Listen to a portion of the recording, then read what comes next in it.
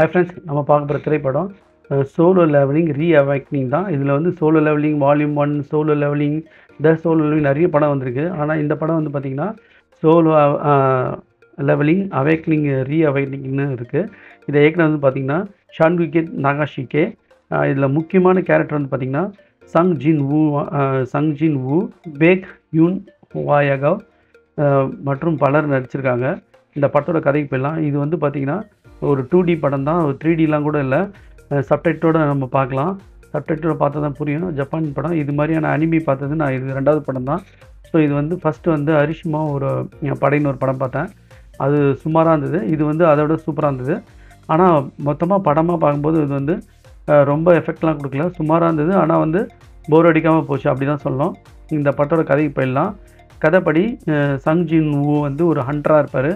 இவர் என்ன பண்ணுவார்னு கேட்டிங்கன்னா, ஒரு சில லெவல்லாம் இருக்கும். அதெல்லாம் வந்து இவர் தாண்டி போய் ஒரு டஞ்சனுக்குள்ளே, நிலவரைன்ற டஞ்சனுக்குள்ளே போய்ட்டு இவர் ஃபைட் பண்ணோம். அதனால் சம்பாதிக்கிற காசை இவர் யூஸ் பண்ணி ஆடம்பரம் ஃபேமிலிக்கு யூஸ் பண்ணுவார். இப்போ படத்தோட கதை, மெயின் கதை என்னன்னு பார்த்தீங்கன்னா, படத்தோட ஸ்டார்டிங்கில் ஒரு டஞ்சனில் ஒரு ட்ராகன் மாதிரி ஒரு பூச்சி கூட சண்டை போடுற மாதிரி காட்டுவாங்க. அதில் இவன் இறந்துற மாதிரி காட்டுவாங்க.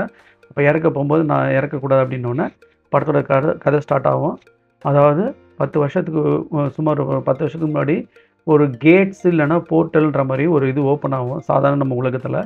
அதுலேருந்து வந்து நம்ம ஹண்டர்ஸ் வேட்டைக்காரர்களை வந்து அதுக்குள்ளே போயிட்டு நிலவரைக்குள்ளே போய் அரக்கர்கள்லாம் அழிப்பாங்க. அழிச்சிட்டு வரும்போது இவங்க நிறைய சன்மானம் பெற்று அதில் வந்து அவங்க லைஃப் வந்து இது பண்ணுவாங்க. இப்படி இருக்கும்.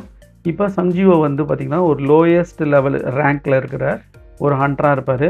ஏபிசிடி ரேங்க்லாம் இருக்க மாட்டார், எஸ் அது மாதிரி ஏபிசிடிலே எஸ் லெவலில் அப்படி இருப்பார்.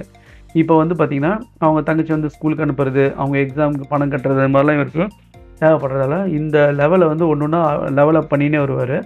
அடுத்தது பார்த்திங்கன்னா இவர் ஹை லெவலில் போயிடுவார். ஹை கிளாஸ் லெவலை மாற்றிடுவாங்க. லெவலே வந்து சேஞ்ச் பண்ணுவாங்க.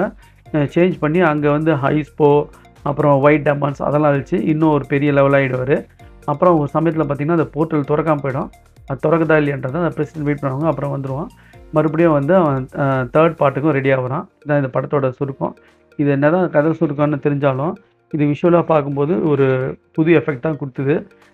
நான் வந்து டிஸ்னி படம்லாம் நிறைய பார்த்துருக்கேன், நிறைய கார்ட்டூன்ஸ் படம்லாம் பார்த்துருக்கேன். ஆனால் அனிமி பார்த்து இதுதான் 2வது படம். எனக்கு புது அனுபவமாக இருந்தது. இருந்தாலும் இந்த படம் வந்து ரசிக்கப்படியாக இருந்தது. ஸோ இது வந்து ஒரு அடல்ட்ரி மூவி தான், பிளட் அண்ட் கோராக இருக்குது. அதனால் பெரியவங்க மட்டும்தான் பார்க்கணும். ஸோ நீங்கள் பார்க்குறவங்க பார்த்து என்ஜாய் பண்ணுங்கள். Thanks friends.